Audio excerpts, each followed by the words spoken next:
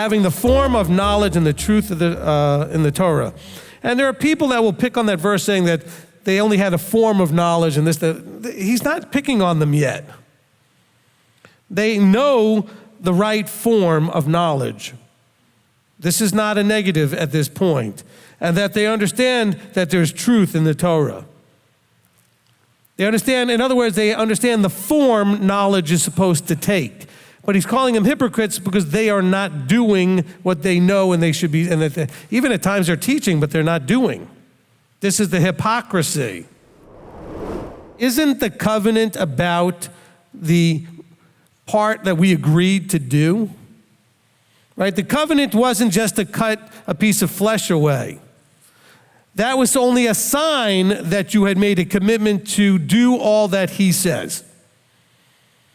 That was a sign in the flesh of the walk you committed to. Whatever he says, we shall do. So he says, if an uncovenanted person keeps the covenant command of doing and watching over everything he says, isn't there not being covenanted now reckoned as being covenanted? See, most of the confusion out there, which is why people are doing movies about this and everything else to attack what we're doing in the Hebrew roots, is because most of the teachers in the Hebrew roots don't know what they're talking about half the time. I'm not trying to just attack, I'm trying to get you to understand. They're confused about things like the relationship between salvation, faith, and works. They're confused about circumcision because they don't understand that Paul is not talking about circumcision. Oh, but he said it so many times. But that's not what he's talking about. He's saying, what's the point in having the sign of something you're not doing? Then the sign might as well not be there. He said, notwithstanding that you have letter and that you were born and circumcised into this whole thing, they're going to judge you who are a transgressor of the Torah. Wow. I thought Paul was against the Torah. Why is he making such a big issue? I mean, after all, if they're not keeping it and the other, he says, good for you not keeping it. Why didn't he just say that? It's been done away with, leave it alone, forget it. No, he says, these people who are going to watch over it and have integrity with it, they're going to judge you. To be the true light, that has to also mean that there's a false light. You know, if Satan himself, unlike the way the world wants us to think of him, were to show up right now, you would think that it was at least Yeshua, if not Elohim himself. That's how impressive he would look. He wouldn't be some scary monster with red horns and a tail and all that other stuff. That's the lie that the church wanted you to believe. That he would be this very easy and obvious thing to scare everybody.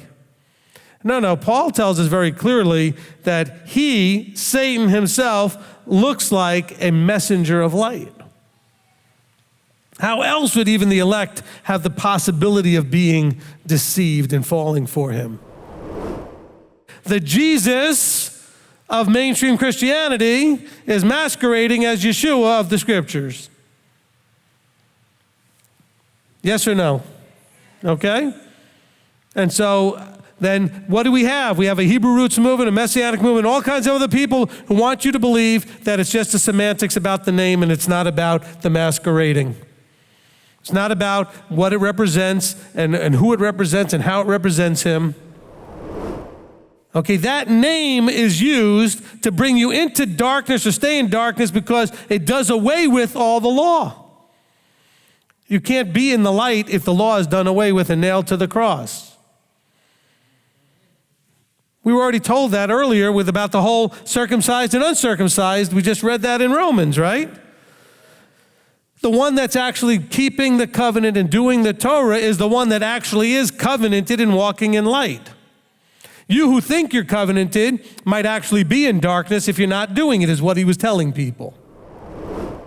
This is the whole point. We're supposed to become imitators of Elohim. How do we imitate the Father? Well, we've never seen the Father. But we have Yeshua to imitate.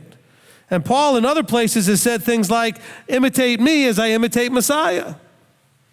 So we're to be imitators of Elohim. How? We are to find anointed appointeds that are imitating Messiah, and that's how Paul explains it too. Imitate me, who you can interact with, because Messiah is not here physically. As I imitated Messiah, I learned, and as he imitates the Father. This is called discipleship.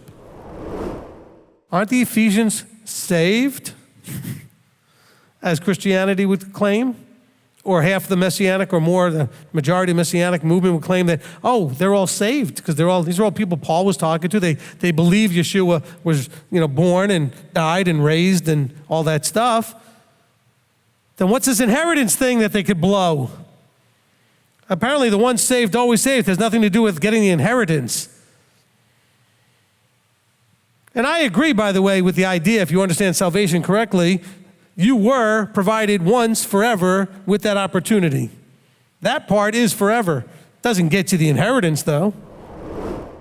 You have no idea how much time you have. I said, look, I had a ministry before. We called it Now is the Time Ministries. You know why? Because now is the time. Whatever now is always the time.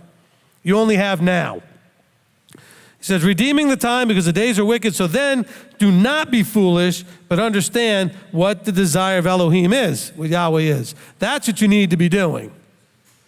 It goes back to, again, using that discernment to understand, to seek and understand what it is, what's the well-pleasing desire of Elohim. Amen?